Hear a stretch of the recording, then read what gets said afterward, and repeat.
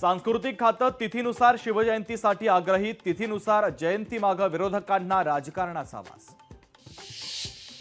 ज्येष्ठ नागरिकांना सरकार घडवणार तीर्थाटन, सरकारी खर्चात ज्येष्ठ जाणार तीर्थयात्रेवर राज्य सरकारची आणखी एक गेम चेंजर योजना। मुख्यमंत्र्यांची वारी माऊलींच्या दारी, इंद्रायणी नदी प्रदूषण मुक्त करणारच, मुख्यमंत्री एकनाथ शिंदे यांनी व्यक्त केला विश्वास। आमची आघाडी हाच आमचा चेहरा, मुख्यमंत्री पदासाठीच्या ठाकरेंच्या चेहऱ्याला पवारांचा विरोध, ठाकरेंच्या नावासाठी राऊत पुन्हा आग्रही। विधानसभा निवडणुकीसाठी भाजपनं कंबर कसली, विधानसभेसाठी भाजपच्या प्रचाराची ब्ल्यूप्रिंट तयार, उमेदवार निवडीवरून प्रचाराचं काटेकोर नियोजन। पेपर फुटीला आळा घालण्यासाठी कडक कायदा केला जाणार, उपमुख्यमंत्री अजित पवारांचं विधानसभेत आश्वासन। जातीपातीमध्ये अडकलेल्या महाराष्ट्राला बाहेर काढणार, महाराष्ट्र जातीपातीत अडकल्याची मनसे अध्यक्ष राज ठाकरेंची खंत। लोकशाही मराठीच्या बातमीचा मोठा दणका, हिंगोलीच्या ब्रह्मपुरीच्या शाळेत शिक्षण विभागाचं पथक, शाळेच्या दुरावस्थेची लोकशाही मराठीनं दाखवली होती बातमी।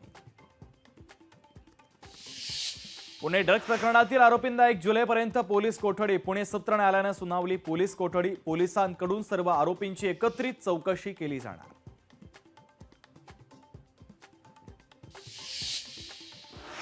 विधानसभेसाठीच्या रोडमॅप संदर्भात भाजपच्या बैठकीत महत्त्वाची चर्चा, लोकसभेतील चुकांची पुनरावृत्ती टाळण्याचे दिले आदेश।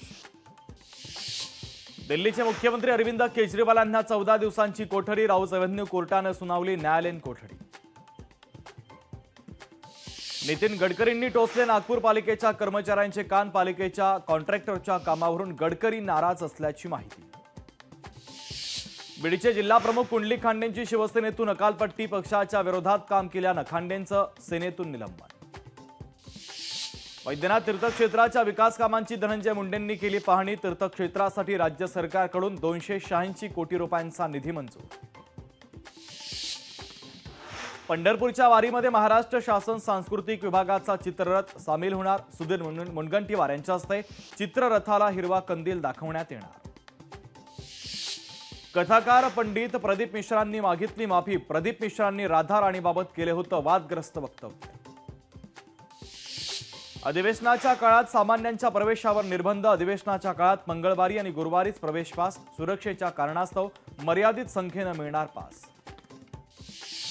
माजी आमदार वसंत गीतेंच्या कार्यालयावर होणार कारवाई, सूडबुद्धीनं कारवाई होत असल्याचा गीतेंच्या समर्थकांचा आरोप।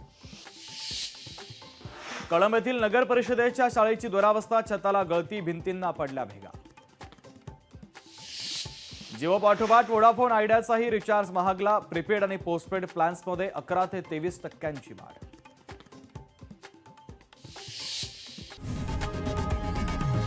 लोकशाही मराठी ऐका, पहा, जागरूक रहा।